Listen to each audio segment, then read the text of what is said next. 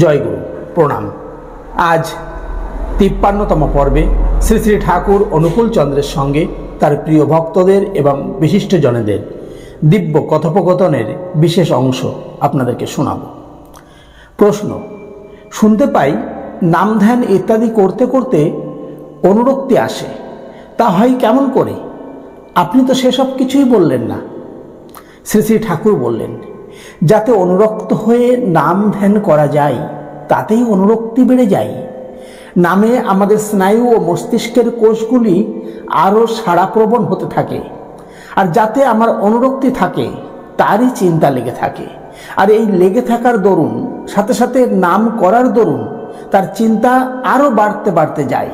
আর এই বাড়াটা শেষে মস্তিষ্ক উপচিয়ে স্নায়ুর ভেতর দিয়ে স্রোতের মতন সমস্ত রক্ত মাংস পেশিকে উত্তেজিত করে সেই মাফিক অর্থাৎ তা পরিপূরণ হতে পারে তেমনতর কর্মে বেশ জোরে ও চাপে নিয়োজিত করে।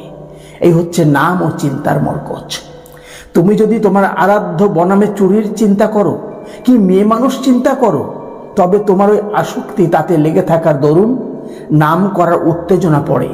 মস্তিষ্ক উপচে স্নায়ুর ভেতর দিয়ে রক্ত মাংস পেশিকে উত্তেজিত করে ওই চুরি কিংবা মেয়ে মানুষ বাগানোর কর্মে তোমাকে নিয়োজিত করবে। আর তাতেই তোমাকে পর্যালোচনার ভিতর দিয়ে কায়দা কলাম খুঁজতে খুঁজতে তার পরিপূরণ সম্ভারের আহরণের ভেতর দিয়ে চালাতে থাকবে। তুমি হবে চোর, তুমি হবে লম্পট। এই হচ্ছে আসক্তি যোগে নামের মহিমা। ও বাবা, সাথী নক্ষত্রের জল, পাত্র বিশেষে ফল।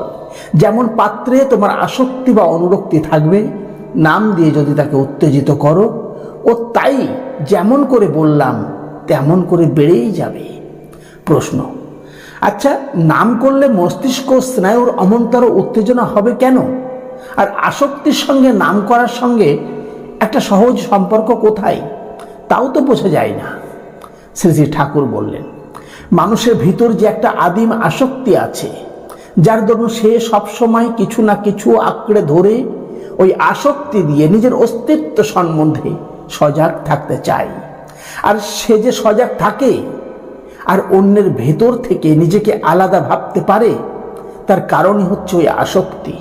কারণ সে যখন কোনো কিছুর সাথে ওই আসক্তি দিয়ে যুক্ত হয়ে নিজেকে বোধ করে, এই বোধের সাথে সাথে যাতে সে যুক্ত তাকে উপভোগ করে, হয় সে তাই হয়ে যেতে চায় বা থাকে, নয় তাকে নিজের করে ফেলতে চায় বা থাকে। তখনই আবার অন্যে প্রত্যেক বিষয় ও আসক্তিটাকে ভেঙে তাকে আবার তারা সেই দিকে টানতে চায়। এরকম ব্যাপারে তার বোধ হয় কেমন করে সে অন্য হতে আলাদা, সে কি আর সে কি বা চায়। এই টানকে স্রোত বলা হয়। এটা জীবের অস্তিত্বের যেন একটা চুম্বক বা ম্যাগনেটিক অভিব্যক্তি। মানুষ যাতে আসক্ত হয়, তার মস্তিষ্কে স্বভাবত শতই তার চিন্তা লেগে থাকে। আর যখন এমনতর চিন্তা তার মস্তিষ্কে লেগে থাকে, তখন অন্য বস্তু তার ইন্দ্রিয়ের দরজায় ধাক্কা দিয়ে সেই যুক্ত আসক্তিটাকে ভেঙে তাকে চুরি করে নিতে চায় বা জোর করে নিতে চায়। তখনই আসে তার বস্তু বিষয়ক পর্যালোচনা। আর এই পর্যালোচনার ভিতর দিয়ে সে যাতে যুক্ত তার পরিপূরণের সম্ভার খুঁজতে থাকে, তার থেকে তার আসে জানা বা অনুভূতি। এই জানা দিয়ে সে ঠিক করে নেয় কি তার প্রয়োজনের পক্ষে অনুকূল আর কি বা প্রতিকূল। আবার এই অনুরক্তি যে বস্তুতে যুক্ত থাকে, সমস্ত মস্তিষ্কের কোষগুলিরই যেন সেই দিকে একটা হেলানো সম্বেগ রয়েই যায়।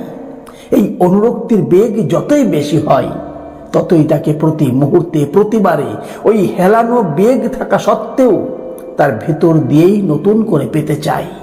মানুষের এই শত উৎসারিত অনুরক্তি বা আসক্তি, তখন যাতে সে আসক্ত তার নামকে তারই প্রতীক করে নিতে থাকে। এই নাম যত সে ঘন ঘন মনের ভিতর আলোড়ন করতে থাকে, ওই হেলানো ঝোঁকটা তত ঘন ঘন ভাঙতে থাকে আর জুড়তে থাকে। এর ফলেই ক্রমশই চেতন সংঘাতে মস্তিষ্কের স্নায়ু এমনকি শারীরিক বিধানের সমস্ত কোষগুলি এমনতরভাবে আরো সারা প্রবণ হতে থাকে। এই সারা প্রবণতার ভিতর দিয়ে সে অনুরক্ত, যাতে তাকে আরো করে সূক্ষ্ম হতে সূক্ষ্মতর ভাবে অনুভব উপভোগ করে চলতে থাকে। নামের ক্ষুধা মানুষের শতই এই থেকেই আরম্ভ। এই নামগুলি হচ্ছে সাধারণত অভিষ্টাত্মক বা ইষ্টাত্মক বা বর্ণাত্মক নাম। আবার এমনতর চলতে চলতে যতই আমাদের কোষগুলি সারা প্রবণ ও সারা গ্রহণ প্রবণ হয়ে ওঠে, ততই আমাদের বিধানের ভেতরে একটা তাপের উদ্বোধন হওয়ার দরুন ক্রমে সারা প্রবণতার ভেতর দিয়ে নানা রকম অনাহত শব্দ, জ্যোতি ও দর্শন নজরে বা অনুভবে আসে। যেমন ধরো ওং শব্দ, রং শব্দ, রিং শব্দ, ক্লিং শব্দ ইত্যাদি। আবার এর অনুপাতিক জ্যোতি ও দর্শনের অনেক রকমারই আছে। কোনো কেহ যখনই যে অবস্থায় সমাসীন থাকার দরুন উক্ত ব্যাপারের ভেতর দিয়ে চললে যে শব্দ অনুভবে আসে, সেই শব্দ তদনুপাতিক দর্শনে মাই সব শুদ্ধ যা কিছু ঘটে তার দ্রষ্টাই সেই ব্যক্তি। তাই শাস্ত্রে আছে অমুক মন্ত্রের দ্রষ্টা অমুক ঋষি ইত্যাদি। আবার সেই শব্দ জপ আর দ্রষ্টার অনুরক্তি যুক্ত চিন্তনে ওই ব্যাপারগুলি মানুষের আরো সহজে এবং শীঘ্র শীঘ্র ঘটতে থাকে। ওইগুলি শাস্ত্রে বীজ মন্ত্র বলা হয়েছে। মনে করুন, আমি যদি ওং শব্দ জপ করি, আমার আসক্তি যদি তদ্দ্রষ্টার উপর যুক্ত থাকে, তবেই ওং জপের সহিত তার অর্থ অর্থাৎ ওই উহা যাহাতে গমন করে তিনি মানে দ্রষ্টা অর্থাৎ চিন্তা আমার চলনা পথের সবচেয়ে শ্রেষ্ঠ জিনিস।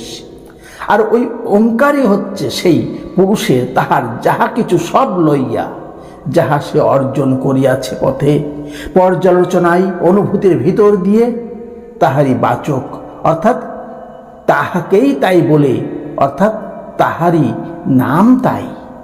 জয় গুরু। আজ এই পর্যন্তই।